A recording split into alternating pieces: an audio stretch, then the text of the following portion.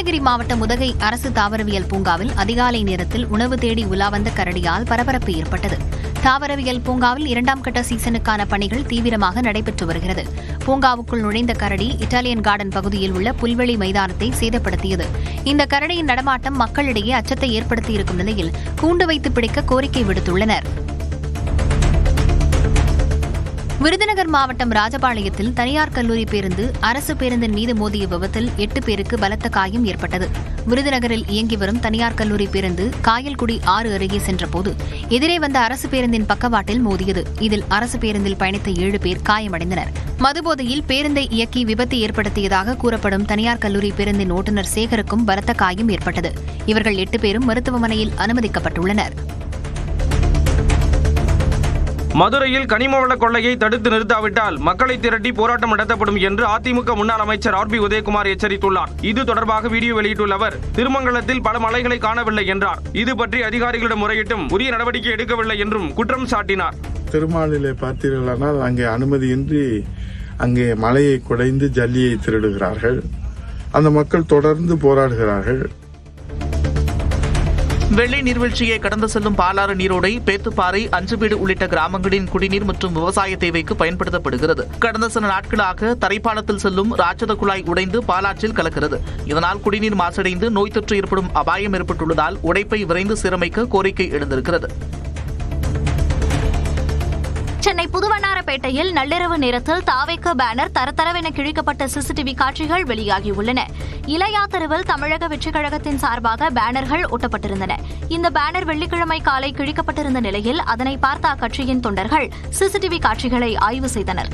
அப்போது அடையாளம் தெரியாத நபர் ஒருவர் பேனரை கிழித்தது தெரியவந்தது. இதையடுத்து காவல் நிலையத்தில் புகார் அளித்த நிலையில் விசாரணை நடக்கிறது. திருப்பூரில் விவசாய நிலங்கள் வழியாக எண்ணெய் குழாய் அமைக்கும் திட்டம் குறித்த கருத்து கேட்பு கூட்டத்தை புறக்கணித்து விவசாயிகள் போராட்டத்தில் ஈடுபட்டனர். கோவை மாவட்டம் இருகூரிலிருந்து கர்நாடக மாநிலம் தேவனகுந்தி வரையிலும் 340 கிலோமீட்டர் தூரத்திற்கு பாரத் பெட்ரோலியத்தின் IDPL எண்ணெய் குழாய் அமைக்க திட்டமிடப்பட்டுள்ளது. இது தொடர்பாக விவசாயிகளுடன் காங்கேயம் வட்டாட்சியர் மோகனன் தலைமையில் தனியார் மண்டபத்தில் கருத்து கேட்பு கூட்டம் நடைபெற்றது. இதில் பாரத் பெட்ரோலிய நிறுவனத்தின் அதிகாரிகள் இன்றி ஒருதலைபட்சமாக கூட்டம் நடத்தப்படுவதாக கூறி விவசாயிகள் போராட்டத்தில் ஈடுபட்டனர்.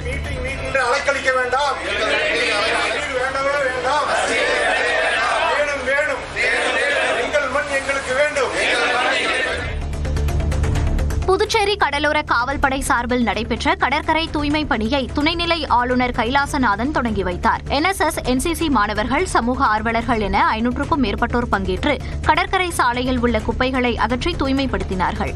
மேலும் கடலோர காவல்படை சார்பில் சாகசங்கள் நிகழ்ச்சியும் நடைபெற்றது.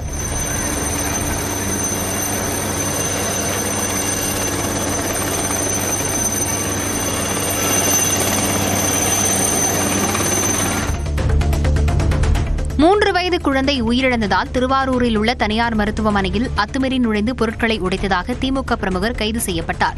நாகை மாவட்டத்தைச் சேர்ந்த சுதாகர் என்பவரின் 3 வயது குழந்தை இதழினி சளி மற்றும் காய்ச்சல் காரணமாக கீழவீதியில் உள்ள தனியார் மருத்துவமனையில் அனுமதிக்கப்பட்டுள்ளார். ரத்த வாந்தி எடுத்த நிலையில் சிகிச்சை பலனின்றி இதழினி உயிரிழந்தார்.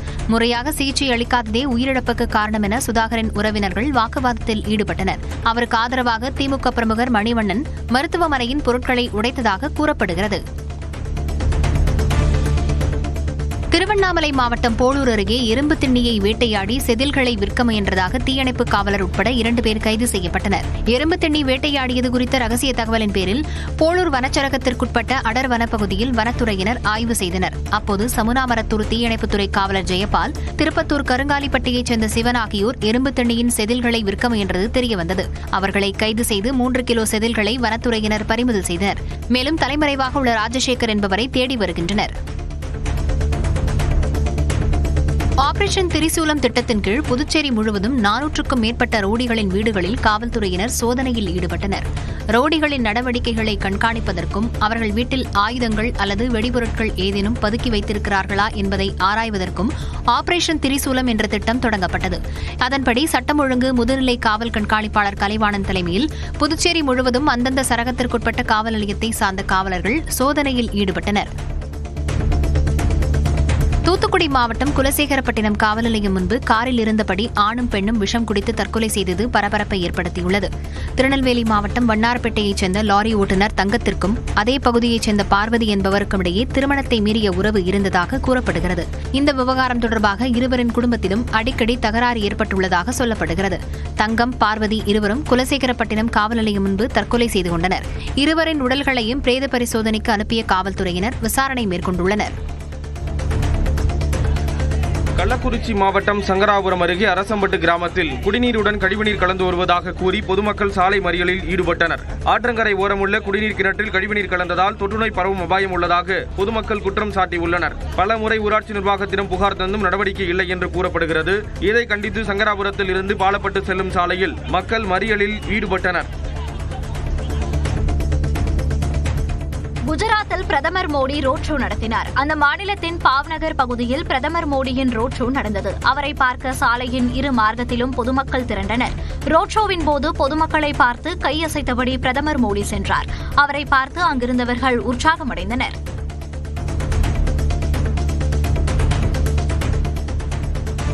டெங்கு பாதிப்பை கட்டுப்படுத்தும் வகையில் 10 கோடிக்கும் அதிகமான கொசுக்கள் பிரேசிலில் உள்ள ஆலையில் உற்பத்தி செய்யப்பட்டு வருகின்றன. ஓல்பாஷியா என்ற பாக்டீரியா பாதித்த கொசுக்கள் இந்த ஆலையில் உற்பத்தி செய்யப்படுகின்றன. இந்த கொசுக்கள் வெளியே விடப்படும் போது டெங்கு உருவாக்கும் ஏடிஸ் கொசுக்களுக்கு பாக்டீரியா பாதிப்பை ஏற்படுத்தும். இதன் மூலம் டெங்கு பரப்பும் தன்மையை ஏடிஸ் கொசுக்கள் இழக்கும் என ஆராய்ச்சியாளர்கள் கூறுகின்றனர். அமெரிக்காவின் அச்சுறுத்தலை எதிர்கொள்ளும் வகையில் வெனிசுலா பிரம்மாண்ட ராணுவ பயிற்சியை தொடங்கியுள்ளது. அந்நாட்டின் கரீபியன் தீவான டா அசிலாவில் இந்த பயிற்சி நடைபெற்று வருகிறது. ஒரே மாதத்தில் 2 வெனிசுலா படகுகளை அமெரிக்கா சுட்டு வீழ்த்திய நிலையில் இனிவரும் அச்சுறுத்தல்களை எதிர்கொள்ளும் வகையில் இந்த பயிற்சி நடைபெற்று வருகிறது. அந்நாட்டின் முப்படையும் பயிற்சியில் ஈடுபட்டுள்ளது.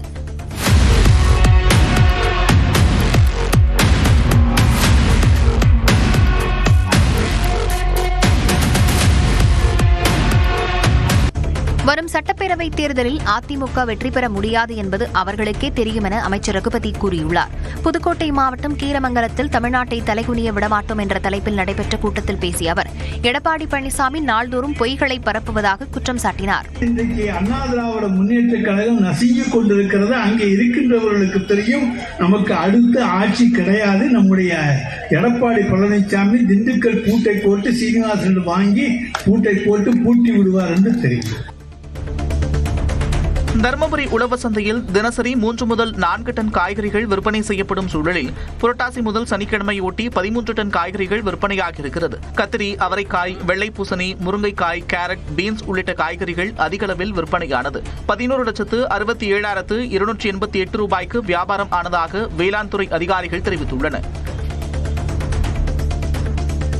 செங்கல்பட்டு மாவட்டம் மேல்மருவத்தூர் அருகே சாலை ஓர கடைகளில் பணம் கேட்டு ஒருவர் தாக்குதல் நடத்தியது பரபரப்பை ஏற்படுத்தியுள்ளது. மேல்மருவத்தூர் வந்தவாசி சாலையில் உள்ள கடைகளுக்கு கையில் கட்டையுடன் வந்து திருவள்ளச்சேரியைச் சேர்ந்த பாலாஜி என்பவர் பணம் கேட்டு பொருட்களை அடித்து உடைத்து ரகளை செய்தார். மேலும் பெண்கள் மற்றும் வியாபாரிகளுக்கு மிரட்டல் விடுத்தார். இது தொடர்பாக வீடியோ ஆதாரத்துடன் காவல் நிலையத்தில் புகார் அளிக்கப்பட்ட நிலையில் விசாரணை நடைபெறுகிறது.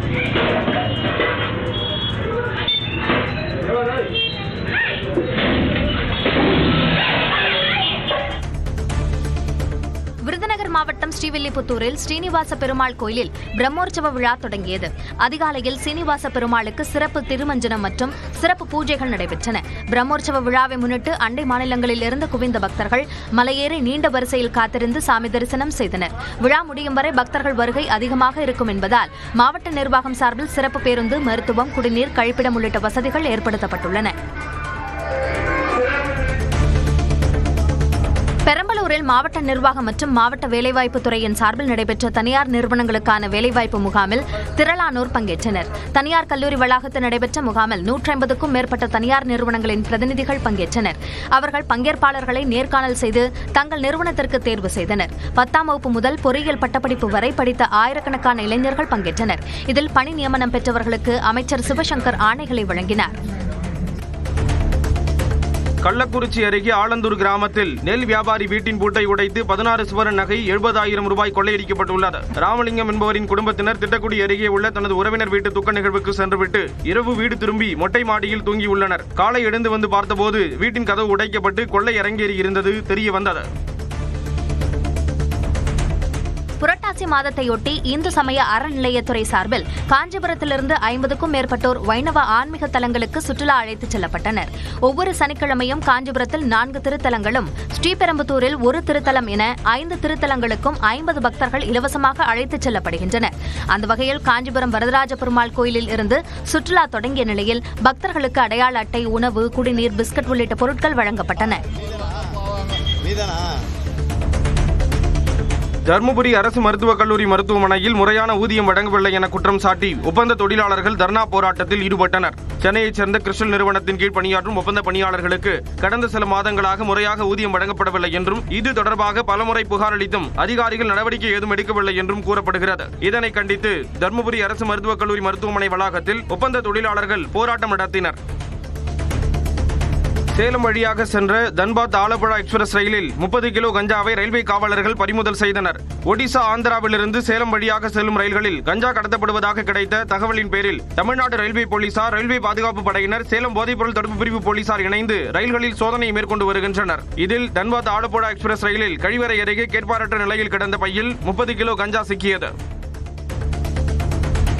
தென்காசியில் பிரசித்தி பெற்ற பொருந்து நின்ற பெருமாள் கோயிலில் புரட்டாசி சனிக்கிழமையொட்டி ஏராளமான பக்தர்கள் நீண்ட வரிசையில் காத்திருந்து சாமி தரிசனம் செய்தனர். பெருமாளுக்கு உகந்த மாதமாக புரட்டாசி மாதம் கருதப்படுகிறது. இதனையொட்டி தென்காசி பொருந்து நின்ற பெருமாள் கோயிலில் காலை முதலே ஏராளமான பக்தர்கள் நீண்ட வரிசையில் காத்திருந்து சாமி தரிசனம் செய்தனர். திண்டுக்கல் மாவட்டம் வேடசந்தூர் அருகே அடுத்தடுத்து 2 வீடுகளின் கதவுகளை உடைத்து உள்ளே நுழைந்த கொள்ளையர்கள் மூதாட்டியை தாக்கிவிட்டு 9,000 ரூபாய் பணத்தை திருடிச் சென்றனர். அதிகாலை 2 மணி அளவில் நல்லமன்னார்கோட்டையில் சுப்பா பிள்ளை என்பவர் வீட்டிற்குள் நுழைந்த 2 பேர் அவரது மனைவி செல்லம்மாளை தாக்கிவிட்டு திருட முயன்றனர். அங்கு பொருட்கள் ஏதும் கிடைக்காததால் அருகே உள்ள சிவனந்தன் என்பவரின் வீட்டின் கதவை உடைத்து உள்ளே புகுந்தனர். அங்கு சிவனந்தனின் மனைவி வெள்ளையம்மாளை தாக்கிவிட்டு பணத்தை திருடிச் சென்றனர். குஜராத் மாநிலத்தில் தான் வரைந்த ஓவியத்தை பிரதமர் நரேந்திர மோடி வாங்கியதும் சிறுவன் ஆனந்த கண்ணீர் விட்ட காட்சி அனைவரையும் நிகழ வைத்தது. பாவ் நகர் பகுதியில் நடந்த நிகழ்ச்சியில் பிரதமர் நரேந்திர மோடி பங்கேற்று பேசினார். அங்கு பிரதமரை ராஜா போல வரைந்து அதனை கையில் ஏந்தியபடி ஒரு சிறுவன் நின்றிருந்தார். அதனை கவனித்த பிரதமர் மோடி அந்த சிறுவன் கையில் இருக்கும் ஓவியத்தை வாங்க தனது பாதுகாவலரிடம் கூறினார். உடனே அந்த சிறுவன் ஆனந்த கண்ணீர் விட்டார். एक छोटा बालक चित्र बना करके लाया है, कब से खड़ा है, उसके हाथ दुखते होंगे, कोई जरा इसको कलेक्ट करे, छोटा सा बालक है, शाबाश बेटे, चलो बेटा तुम्हारा चित्र मिल गया, रोने की जरूरत नहीं बेटा.